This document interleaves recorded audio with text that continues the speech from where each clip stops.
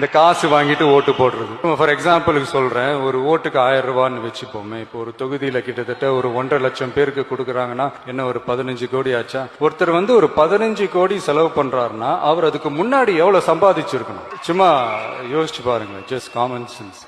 இதெல்லாம் உங்க எஜுகேஷன் சிஸ்டம்ல இதெல்லாம் ஸ்டூடெண்ட்ஸுக்கு கத்து கொடுக்கணும்னு நான் ஆசைப்படுறாங்க.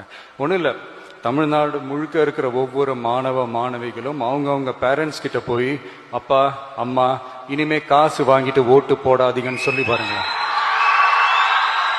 சும்மா ட்ரை பண்ணி பாருங்க. ட்ரை தானே இது நீங்க சும்மா ட்ரை பண்ணி பாருங்க. ட்ரை தானே இது நீங்க சொன்னீங்கன்னா அது கண்டிப்பா நடக்குங்க. எனக்கு அந்த நம்பிக்கை இருக்கு.